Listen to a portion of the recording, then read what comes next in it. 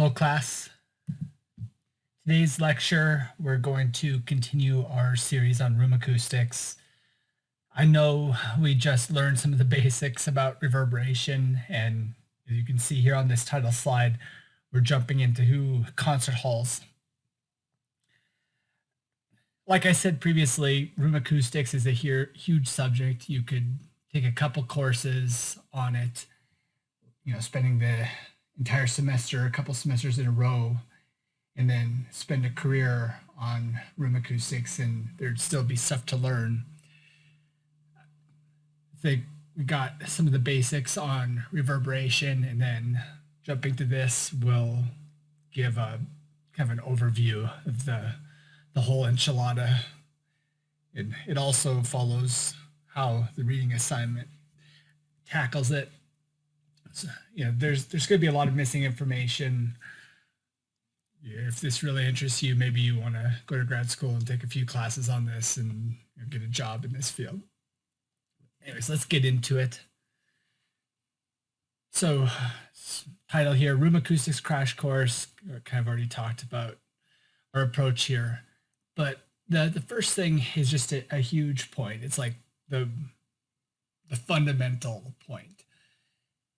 And what it says here is most important features, so it's these three in order for room acoustics, are first, size, so that's most important, and then 2, shape, and then 3, finishes. So all three of these features affect the acoustical qualities to varying degrees, but size, like we said, is most important, then shape, and then finishes.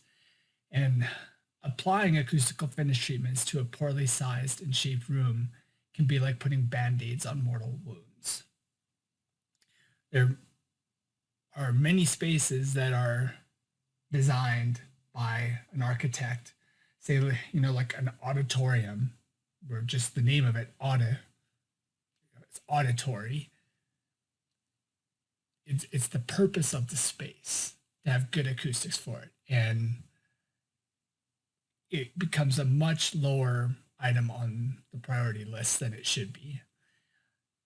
Things like, the visual aesthetics.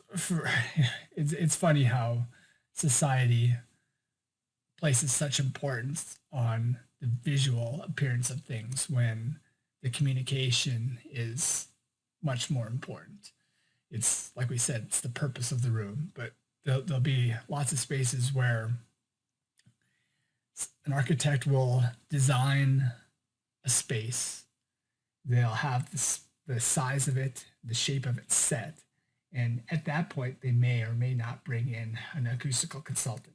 Sometimes the acoustical consultant might not come into it until after it's all said and done, and the space just doesn't work for what it was intended.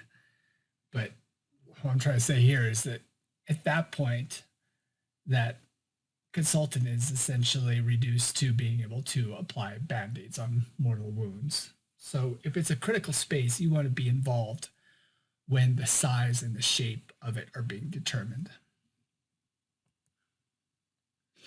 That size, from what we've already learned with reverberation, the volume being in it, that should make it pretty apparent that size is critical. The volume is in that equation, so size is critical. We'll learn about some of these, how these others affect it, or how these others affect it as well, how that affects the acoustics. So here we have the most important qualities for room acoustics, and these ones are not in order. But we have subjective descriptions of these on the left and objective qualities of these on the right. This matches the book pretty closely, or the reading assignment pretty closely. The book focuses on those first 4. It breaks out spaciousness into 2 different things. But we've added intimacy here. The book mentions that, but it doesn't include it in its list of the qualities. And maybe it's just because there isn't really a set objective way, but I will present you with an objective way of determining that. So let's go through these. First, loudness, which objectively is strength. You use G for that. I think it comes from a German word, if I remember right, why G is used there. Clarity is both subjective and objective. It's C80. These subscripts, the mid and the 80, they'll become apparent when we look at the equations or the equations that determine these. In reverberance, it's early decay time. We've already covered that quite a bit. In envelopment, it's spaciousness. That's the inner oral cross-correlation. We'll spend more time on that, and then intimacy is the last one. So first, loudness. So like we said, this is strength, or we'd use G for that. It is the measured sound pressure level at a position in the hall relative to the sound pressure level of the same source in a free field measured 10 meters away. So you make a measurement of a source in a free field at 10 meters, and you make a measurement of that same source in a hall, and the difference between those is the strength. So it's a measure of how the room is strengthening that signal. It's frequency dependent. This is where that mid comes in. So the mid is the most commonly used. You could look at it in all different octave bands, but mid is an average of the measured values of the strength in the 500 and 1000 hertz octave bands. The preferred value for concert halls is 4 to 5.5. Some studies indicate this is the most important quality. Large acoustical absorptive rooms have low strength, and it's highly dependent on seat count. So here we're getting to that first statement of why it can be considered the most important quality. It affects other qualities. So if the space is too quiet, we do not feel it is intimate. That's just an example. We said intimacy was one of the key things. This affects intimacy. I did post a bunch of different oralizations on D2L for all these different quantities. We can jump over to that. So there's a little bit of info here. Basically, it's just saying that there's a dry recording. So just anechoic recording. And then this is convolved with the impulse responses of these four spaces with varying strengths. So you can hear the same dry recording with different strengths. You can get a subjective feeling for what this quality is all about. Let me shift. It's the same thing for all these that we're going to look at today. I think I said this.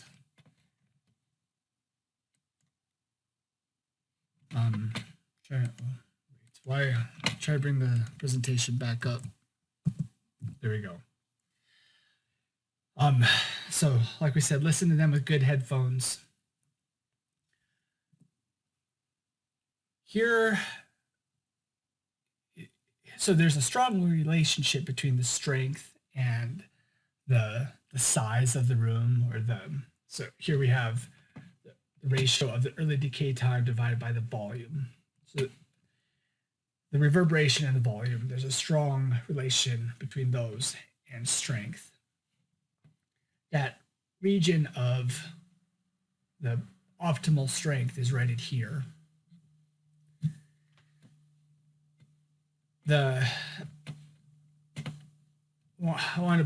So see, a lot of them are focused here, but then there's some dispersion in both directions. I want to point out this London Royal Albert Hall, or the Royal Albert Hall in London. This room is huge. You see it here is almost an outlier, but it's way out here, far from the ideal, and that's primarily due to its huge size.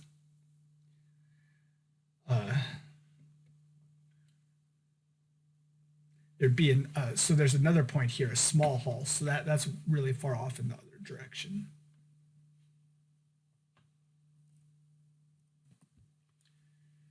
Now the next quality is clarity. So this is the ratio of the early energy to the late reverberant energy. So you take the early sound energy, so this would be from 0 to 80 milliseconds, and you divide it by the late sound energy, which is from 80 to 3 seconds, 80 milliseconds to 3 seconds. And then take the log of that times 10, and that is your clarity. So it's a quantification of ability to hear each note clearly versus a muddy mess. If you have a lot of early energy, so early energy meaning you have your direct sound coming in, and then all the reflected paths off of surfaces that are close to the listener are going to arrive early in time. They're going to help to improve the clarity of it. If there's a lot of late energy, if it goes and reflects off of surfaces far away, it takes a lot longer to reach you, then that's going to just be very reverberant and a muddier mess. It's, some, as we talked about before, some music prefers that, or some music was essentially evolved to be appropriate for those types of spaces. But if you want to get good clarity, you want to maximize the early sound energy. So like it defines that down here. Early energy equals primarily the first reflections from walls, soffits, and ceilings. Somebody, last time we taught this, asked what a soffit was. If you're in a, just say a rectangular box-shaped room, and say in one of the upper corners along the ceiling, there's a bump out, like, you have a wall outset from the wall that comes down to maybe 1.5 feet below the ceiling. Say like a lot of residential units might have the ductwork passing through there, or classrooms might have the ductwork passing through there. It'd be that type of a thing. And that might translate more to being like the underside of a balcony or something like that in a concert hall. So here we have preferred values. It's different for if a musician is practicing or if they're performing. So if they're practicing, they would want more clarity. They want to be able to hear every detail. If there's a mistake, they want to hear it when they're practicing so they can fix it. So 1 to 5 would be preferred for practicing. And then if they are performing, lower clarity would be preferred. Still want to be able to hear it well, for it to be clear. Depending on how much reverberation is desired for what's being performed. But they do want it a little more blended and more reverberant than they would during practice. So there are a number of different places in here where we will see adjustable or variable acoustics. That is something that is implemented to allow these different desired clarities to exist in one hall. So for clarity, an adjustable height canopy would allow this. So like it says here, users will have control over the clarity and be able to choose a room setting to suit the requirements of the performance. And here we have an image of that. So here's this adjustable height canopy. You can drop this so say you drop it, and then during practice, the sound will reflect off that and come back sooner. So you'll have a higher clarity. And then if you want during the performance to blend that out to get a little bit more of the reverberant feel, you would raise it up. And then for performing different types of music, you can do that too. So again, this is another set of oralizations that we have posted on D2L. So listen to those with good headphones.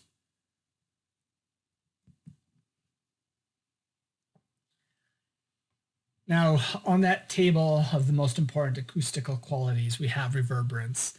We've already covered this quite a bit. We talked about reverberation time, we talked about early decay time, we talked about other things like relative SPL, how reverberance affects that. So we're not going to spend a whole lot of more time on this. We do have oralizations for various reverberation times posted to D2L. You should go to listen to those. Here we have a statement about the optimum reverberation times for concert halls. So like we've said a number of times before and during this lecture, it is dependent on the type of music for which the hall is being designed. Generally, good concert halls have a reverberation time between 1.8 and 2.2 seconds at mid frequencies. And remember that we talked about how you achieve this at mid frequencies, and then it's just kind of a general rule for spaces. We allow more reverberation at the lower frequencies. It's okay by our perception to have those higher reverberation times at lower frequencies. In concert halls, you want a little more control over that. So there's a quantity called the bass ratio. This is the ratio of the average of the reverberation times measured in the 125 and 250 hertz octave bands to the average of the reverberation times measured in the 500 hertz and 1000 hertz octave bands. So you just take these reverberation times, 125 and 250, add them, and divide that by the sum of the reverberation times at 500 hertz and 1000 hertz. So it's these in red over these in green. Here we have optimum bass ratios for music. So if it's reverberation time dependent. If your reverberation time is greater than 1.8 seconds, then you want it between 1.1 and 1.25. And if you're less than or equal to 1.8 seconds, a higher bass ratio would be acceptable. You go up to 1.45. So here we'll describe a little more the subjective meaning of this. So it is, so I guess still objectively, it's a quantification of the balance between the lower frequency warmth, that is the cozy smoothness and fullness, versus the brilliance, the bright, clear, and ringing sound, the higher frequencies. So both of these qualities are good in moderation, but a room pushed too far in either direction is less desirable. If pushed too far to the warmth end, so too much low frequencies, then the room sounds too dark. And if you push it too far towards the brilliance end or the higher frequencies, then the room sounds harsh, metallic, and brittle. So you want something balanced in between within those ranges that we said are optimal. And we have oralizations posted for various levels of that you should go listen to. Now the next quality is envelopment or spaciousness. This is a measure of a listener's feeling of being enveloped in the music. It's not like you're just listening to it coming from a TV, but it's there in the room with you. You're surrounded by it. And so it depends on the strength of the lateral reflections. If you're just sitting there in a dead room or outside or something like that, and you're watching it from a TV, it's just going to be coming at you from straight on, from wherever the direction of the TV is. But if you're enveloped in it and you have this sense of spaciousness, then it's going to be coming from the sides as well. So like it says down here, we have this image here. We have this listener with these red cones coming out of his ears. That envelopment is the sound arriving from directions within the cone. So it's about the lateral axis through the listener's ears. So the lateral axis through, that would be this white dashed line. You can only see a little bit of, it's those cones. So it's a measure of the sound coming within these cones.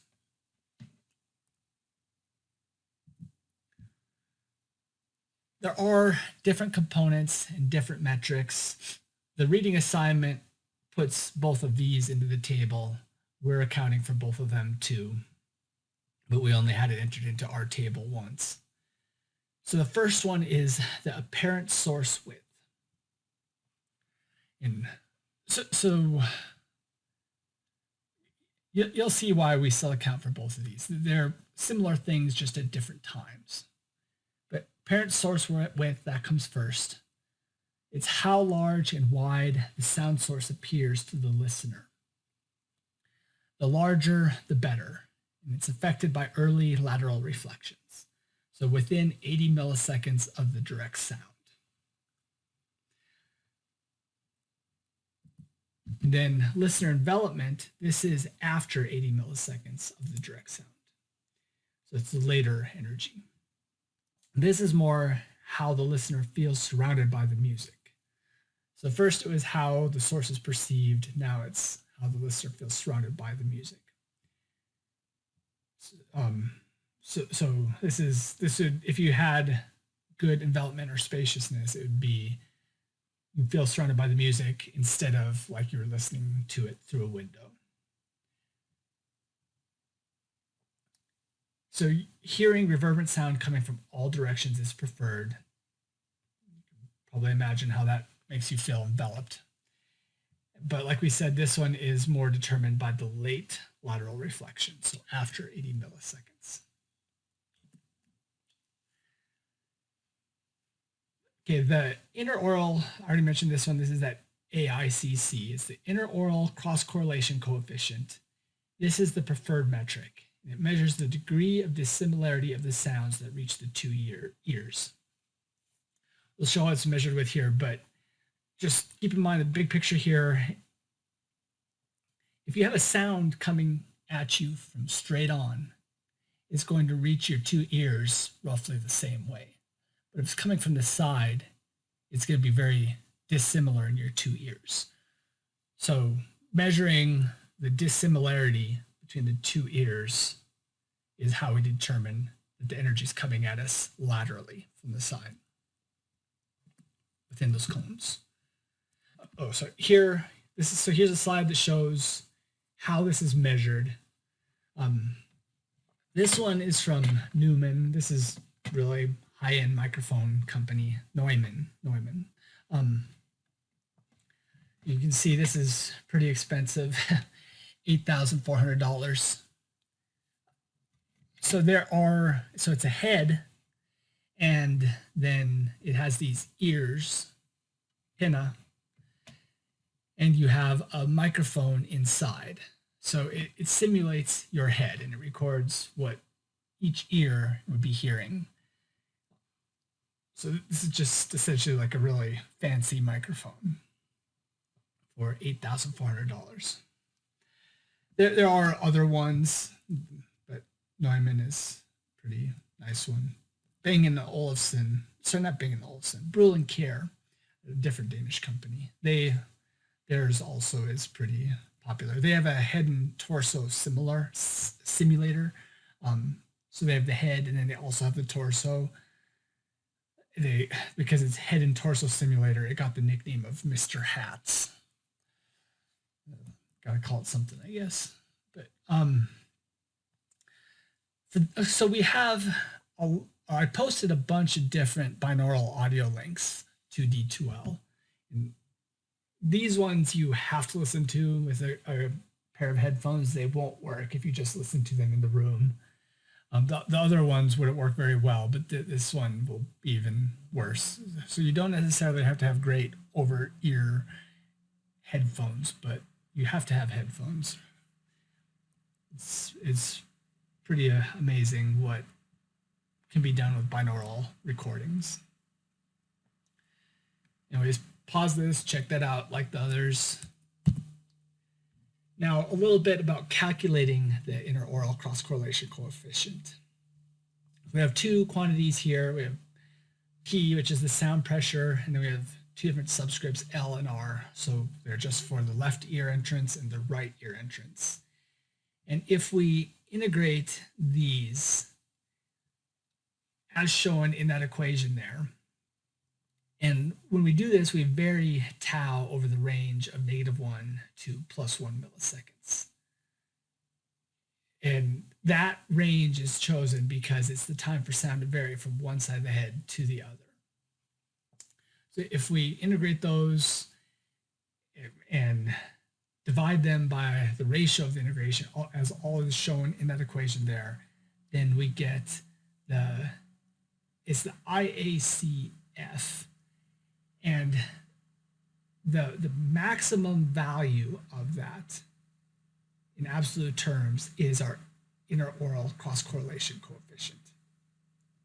So some of those other ones, like the base ratio, just for example, that would be something that I would expect you to be able to calculate. But this one, I'm not going to expect you to, this isn't going to be a test problem or something like that for you to calculate this. This is typically handled by your hardware and software. So this is how we get to that point of our intraoral cross correlation coefficient in our table accounts for, we're using that to account for both the apparent source width and the listener envelopment. It's because if you integrate this over the 0 to 80 millisecond period, then that would be your IACC E, which would stand for early, which is your apparent source width. And then from 80 to 1000 milliseconds, that would be your late, and that would be the listener envelopment.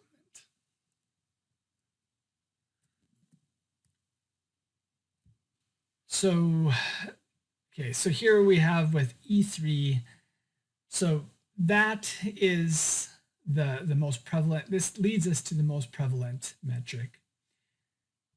So it's the intraoral cross correlation coefficient for, so this would be that early one, determined for a time period of 0 to 80 milliseconds. That's why that E is in there. And it's the average of the values measured in 500, 1 kilohertz, and 2 kilohertz octave bands. So that 3, that's indicating it's the average of those 3 octave bands. So it's early in those 3 octave bands.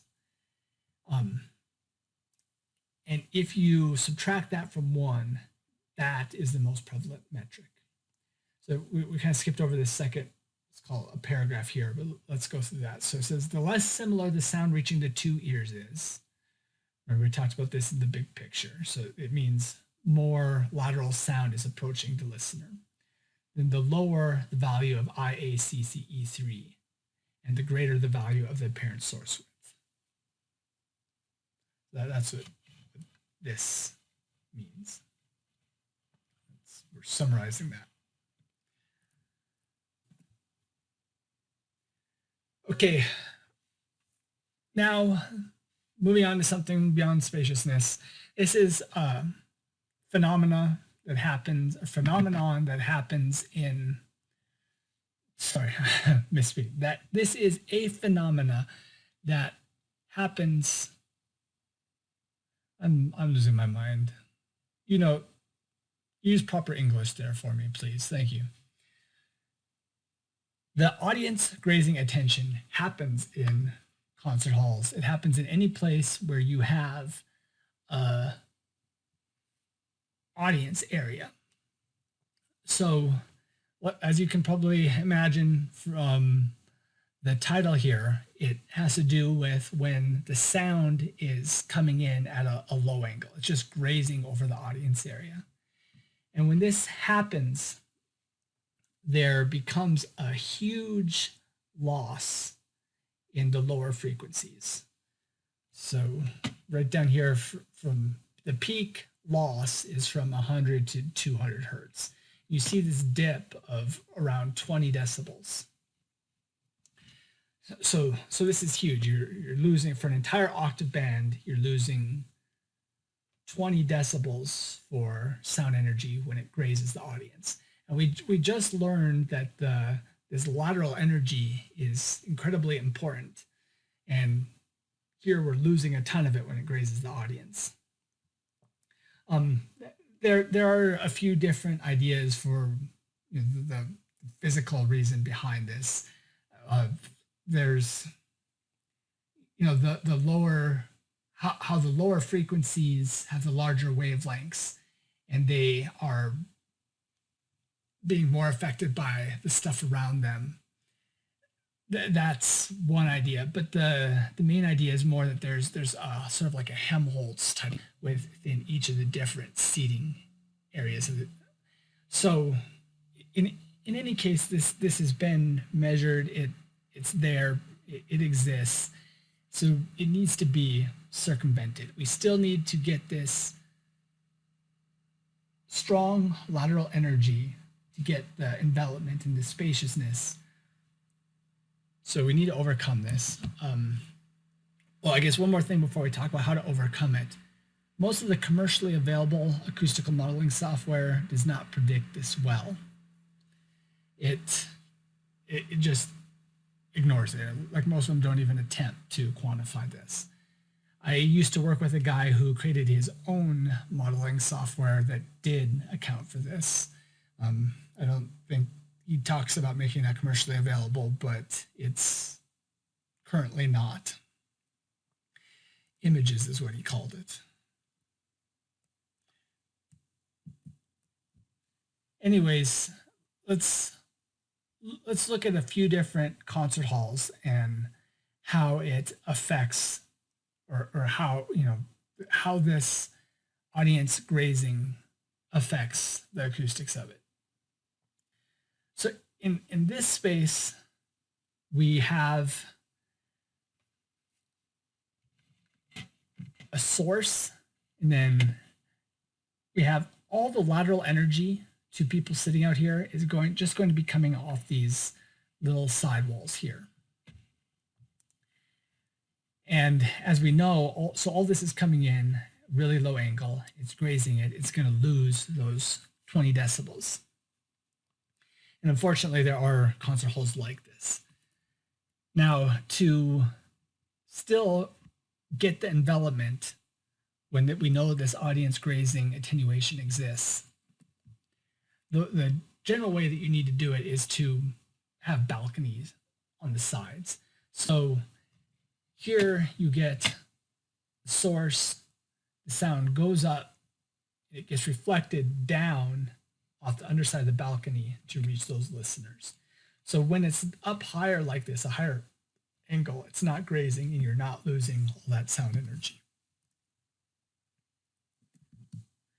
Another image, or another solution to this, is angled walls like this. So if you're sloping them in, so the high ends are sloped in, then those will also reflect the sound down and increase the envelopment without that audience seating grazing dip. Nicholas Edwards is the guy who created the software that modeled these. So I'd throw that in. Pretty brilliant guy. We're going to come to reverse fan shape room, and he's credited with that, like the Meyerson Symphony Hall in Texas. That was his work. So here, imagine this. So we have this space. You're likely not going to have such an asymmetrical space like this. We're comparing two different shapes. On the left half, this would be, so if we mirrored this over the center line, that would be a rectangular shape. And then on the right-hand side, we're showing a fan-shaped. So shoebox, fan-shaped. And we're still talking about getting that lateral energy.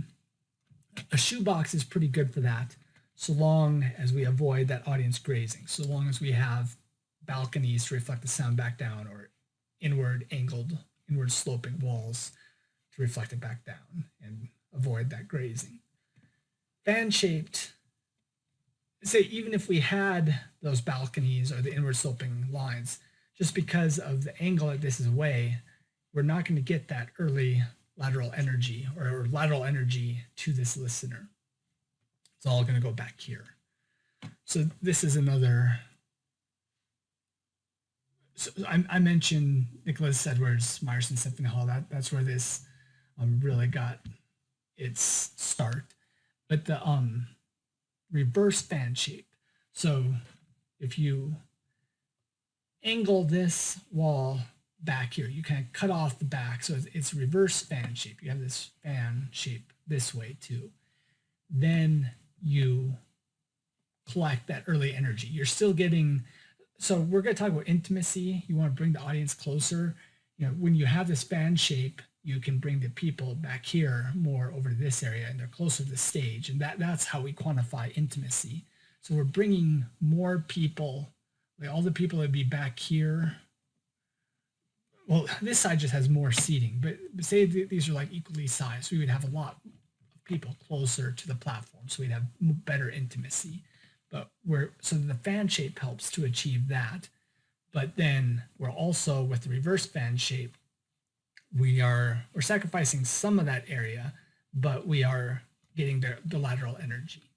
So this is a really good shape and plan. This is the top view, or the plan view of a reverse fan shape concert hall. You can see all that lateral energy. If it was just a fan shape, that would all be lost back here.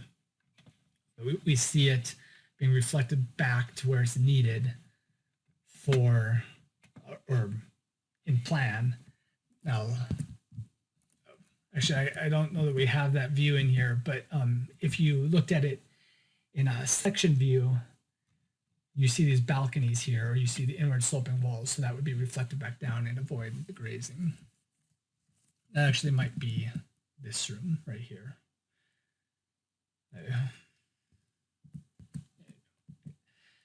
Okay, moving on to intimacy. So intimacy correlates directly with distance between the performer and the audience. And the preference is for this distance to be short. People want to feel an intimate connection to the performance. They don't want to feel like they're in the nosebleed section. So like it says here, it's likely dependent on visual senses as well as auditory.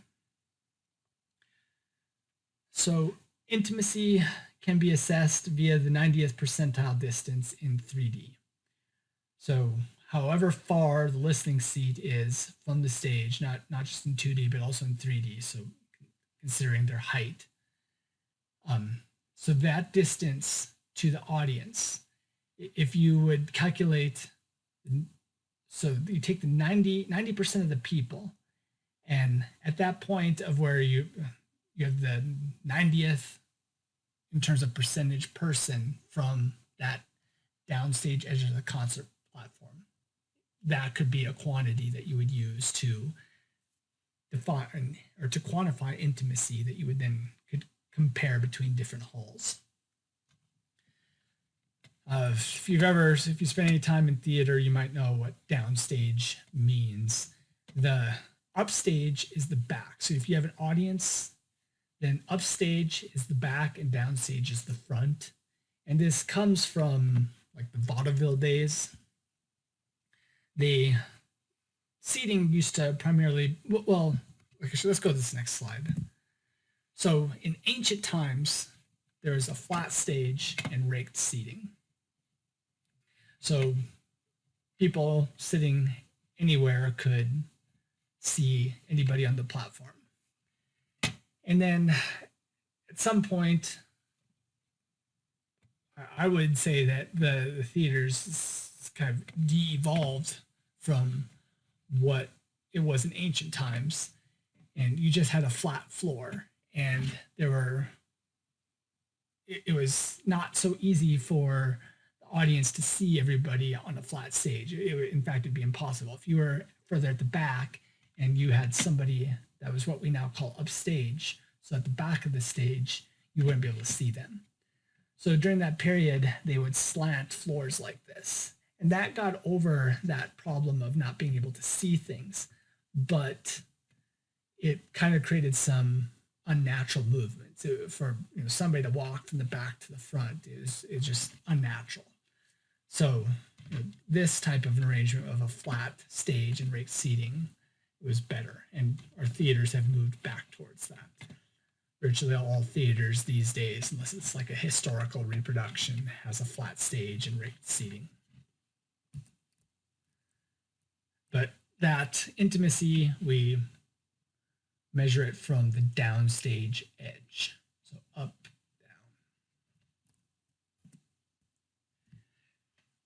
down. To squeeze in some other room acoustic rules. I think one of you may have asked about this back when we were talking about reverberation and just adding absorption to a room. But the big rule here is if you're gonna put absorption in a room, most spaces are gonna need some absorption. I guess I shouldn't say that exactly. There'll be a lot of concert halls where, other than the upholstery of the seating, there might not be any absorption in there at all. But a lot of spaces have absorption. So you determine a certain amount of absorption needs to be in there to get the right reverberation time, the early decay time. Then there's the question of where do you place that absorption? So that's what we said here. Maintain desired reverberance while maximizing early energy. I guess we did this first part. Maintain desired reverberance. We need to determine how much absorption. But if you remember in our talks about clarity and envelopment, we want to maximize early energy. So to do that, we would put the absorption far away from the listener.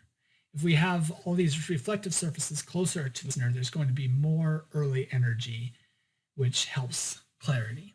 And if we have the energy coming from those side walls, that's going to help envelopment. So we want to generally put the absorption on the back wall or up on the ceiling.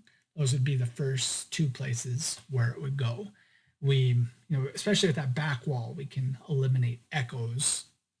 So a lot of times, you say if you have speakers, then you have the sound travels to the back wall, it reflects back, and it's this problematic echo for people on the stage or in the front rows of the seating.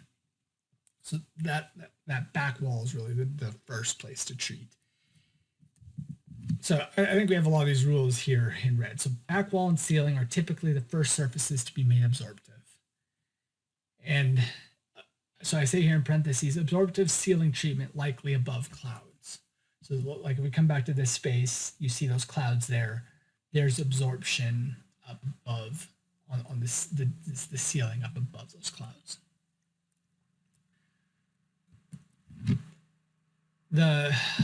So the side walls are often more diffusive to maximize the lateral energy. I think in our previous lecture, we talked about the diffusive side walls of this space. Then there's a shift towards absorption or diffusion based on the reverberation goals.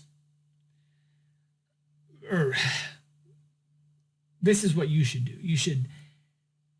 So we said, like, if you determine a certain amount of absorption, and we're going to place it on the back walls and the ceiling first, but you do need to shift this towards absorption or diffusion based on the reverberation goals. So if you have a really live space, you might not be putting any treatment on the back walls or on the ceiling. Those might just be diffusion. Or if you need to make a space really absorptive, like a movie theater is generally really absorptive. So then maybe you want to move away from the sidewalls being diffusive and move them to being absorptive. Then it says here, stage and other surfaces could be variable. So we already covered, we mentioned variable acoustics a little bit. That's actually so we talked about the adjustable height canopy.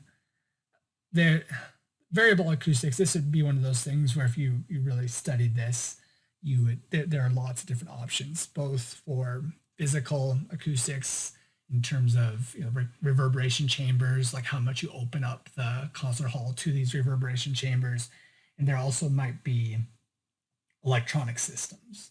Those generally wouldn't be what you would want to rely on for a concert hall where you really wanted natural acoustics, but many spaces have electronic variable acoustic systems. On this particular space, so there's, on the stage, there are these convex kind of barrel diffusers on the stage that are hidden behind acoustical curtains, and then there's like an acoustically transparent metal mesh curtain.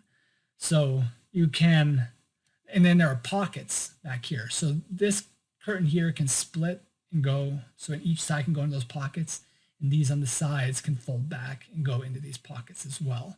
So they'll always look the same. You have this acoustically transparent metal mesh. So that just lets the sound through, and then it's either going to see the absorption behind, or if you put the absorption into the pockets, then it's going to see the diffusion there, and you can vary that. There's some variable acoustics on the back wall too, but I don't have a picture here of that one. So a little bit more on where the absorption goes. This primarily deals with like the floor and the seating. Before we were talking about all the walls and the ceiling, now we're talking about the floor and the seating. In most cases, even in like the most reverberant churches, say for like that traditional worship music, organ music, choir, chant, that kind of stuff, even in those cases, you typically want to have upholstered seating if you can get it. Say like pews with pads in that traditional worship space. The reason why you want to have that absorption there is you want the room to function whether it's virtually empty or half 50% occupancy or full. The upholstery on the seats simulates the absorption of a person whether or not that person is there. So you want upholstered seats. But then beyond that, or let me say one more thing too. In the aisles, if say somebody has to get up and walk out, you want thin carpet in the aisles so that you minimize the foot traffic noise. Now, beyond that, we go back to that rule of having reflective surfaces close to the listener to maximize clarity or to cultivate clarity. So the rest of the floor and the rest of the seating, so like the backs of the seating, the sides of the seating, the bottom of the seating, all of those surfaces that aren't what would be in contact with a body, and the floor underneath the seating, you generally want it to be reflective, so you improve clarity.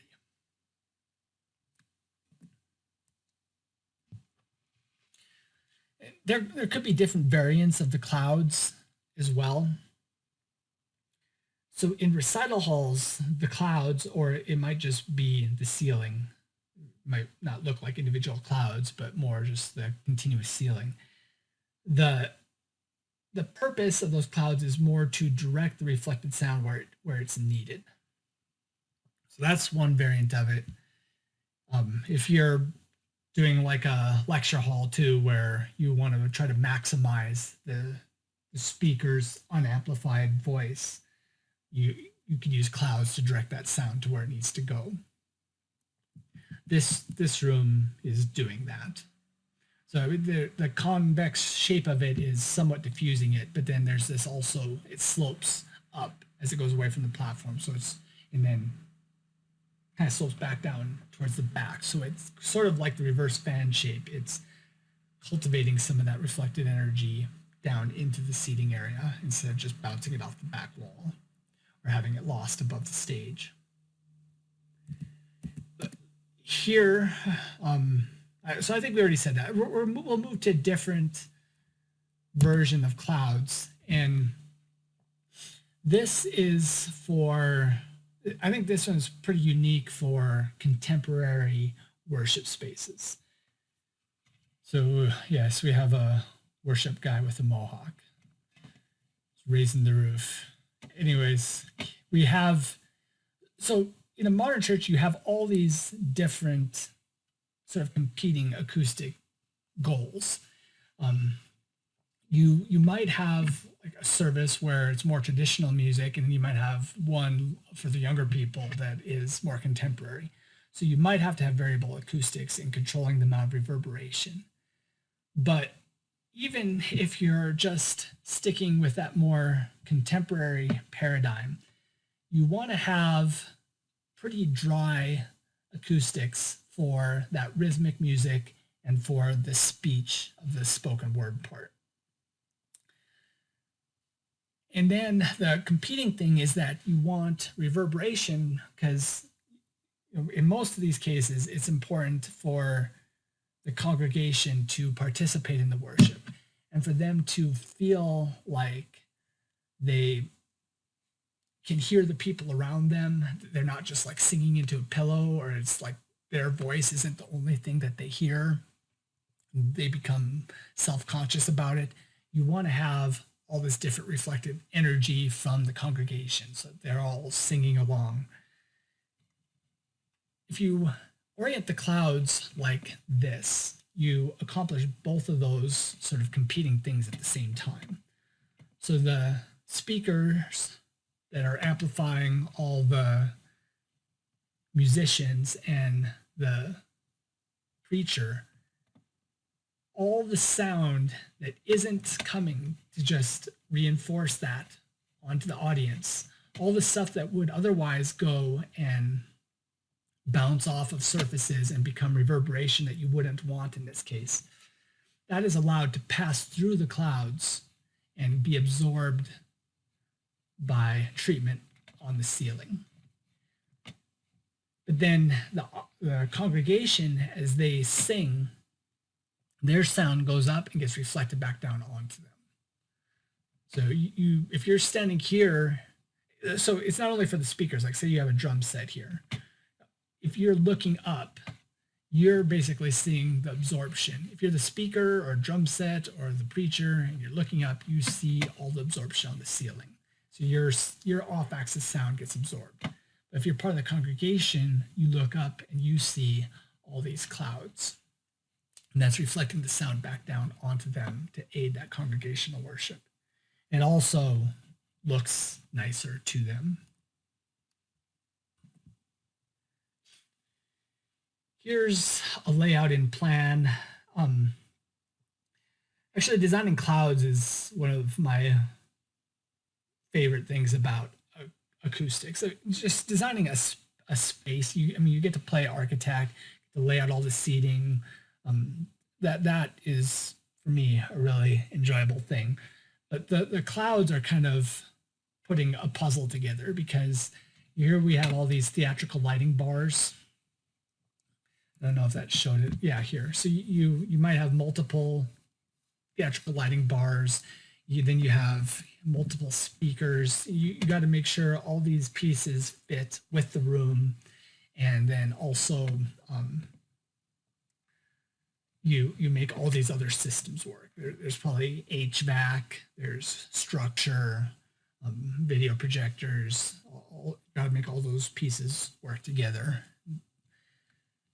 These red circles were delay speakers in this particular design. It is good to not exactly follow the contours of the seating. Like say here, the seating is kind of at an angle, but we have these that are more orthogonal with the room. It's a kind of a more minor thing, but it helps to kind of diffuse the sound field some. Let's see. I think we have a picture. So this is that room built. This is Calvary Chapel here in Bozeman. I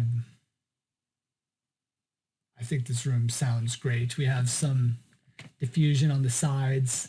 The speakers they have something called Gunness focusing. So a lot of speakers really focus on getting an even coverage in the frequency domain. And this was the first speaker. I should say it's the first speaker. I mean, a lot of people will try to improve the time response in ways like using gold wires or using huge inductors, things like that. But this company, Eastern Audio Works, or EAW, they did something really innovative where there's digital signal processing within the speaker that corrects for any kind of time distortions that the speaker might produce. So say you send just a pulse through the speaker and it tries to reproduce that, amplifying it, but just the mass of it, as it moves, there are going to be artifacts. Like, it's not just going to follow that pulse exactly. It's going to oscillate a little bit about it. So the digital signal processing cancels that out of the signal. It makes it a much clearer signal. And these guys did everything right. It's nice when you get on a project and you tell people to do things and they actually do them. There are a lot of projects where there's usually the most dangerous people you can run into are people that think they know what they're doing, but really don't. So there'll be a lot of architects or like some worship guy, the technical arts guy that kind of thinks he knows what he's doing and he'll want to push things in a certain way. And it often can be disastrous. But these guys, they did what was recommended and it turned out really well. If you do, I'm not trying to like state sponsor religion or anything like that, but if you are okay with going to a church, this is a space, once all this coronavirus stuff is over, to go and listen to a good implementation of a contemporary church. The worship band in there can be pretty good at times, and some days not the greatest. So hopefully you get there on a day when the worship band is the good crew. Anyways, I should probably stop talking about that. One note on background noise. Background noise is huge, and we'll get to this. I plan to spend a fair amount of time on this. As mechanical engineers, the mechanical systems that we design are usually the biggest factor in this background noise. And so a lot of times it falls on the responsibility of an acoustician with a mechanical engineering background or a mechanical engineer working with an acoustical consultant to make sure that the background noise levels are satisfactory. If not, then dynamics can really suffer. Say if you have a really high noise floor, then the only thing that the people on stage can do is be loud all the time. They need to get a good signal to noise ratio so that they're loud and audible above that high background noise level. So it doesn't allow them to have any dynamics. They can't get soft in the music. You just wouldn't hear those moments. And if it's a continuous background level, even that, if it's high enough, it would be considered an annoyance. But say your system is turning on and off, or there's some like the fan. There's a frequency. The blade, as the blades pass based on the RPMs that the fan's going and how many blades there are. There's like a frequency. You might hear that frequency. There are things like that could be considered annoyances. Intelligibility, along those lines of like what we were discussing with dynamics. If the quieter sounds are masked, then you're not going to have good intelligibility. Ultimately, this can make a space unusable. I've seen projects where hundreds of millions of dollars spent on a space. I worked on one in Manila. It was going to be a magnificent building, just amazing. But they, right at the back of the seating area, they put a bunch of incredibly loud, I can't remember if they were packaged or just air handling units, but they're probably just the big air handling units. But the sound power levels for these units were like 115 decibels. They were incredibly loud. And basically they just had openings, like, there's a couple feet of ductwork to these big grills in the back of the room. And the noise levels became like NC, they were like 60 in the down near the platform. It was 60, and you want more like 20 or 25 for a space like that. So it was pretty bad to begin with. So they, unfortunately, a very amazing space was just almost made unusable by the background noise levels.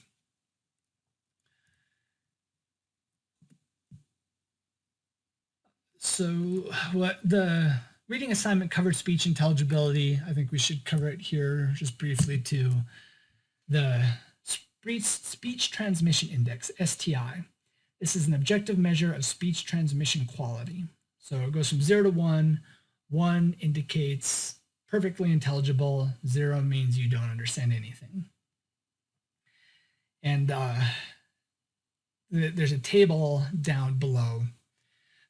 So, and this is a physical quantity you can measure. You have a speaker that it modulates a signal, it sends it out. You know, things like the reverberation time and the background noise level will make it that modulation. When you measure it, it masks all that stuff stuff that's important to articulation, stuff that makes speech intelligible. So the more of that background noise you have, or the more the reverberation you have, the lower that speech intelligibility is going to be. There's another, this table can be expanded. You can have a percent understanding of complete sentences. So basically anything above around like 0.5, I know for excellent and good and somewhat into the fair that you should be able to completely understand a sentence. You know, if there's context, you should be able to understand it. But then say if somebody's just speaking words without any context, there becomes a certain percentage that is unintelligible unless you're in those really higher categories like excellent. That might make those ratings a little more subjectively understandable. That's it. Take care. We'll see you later.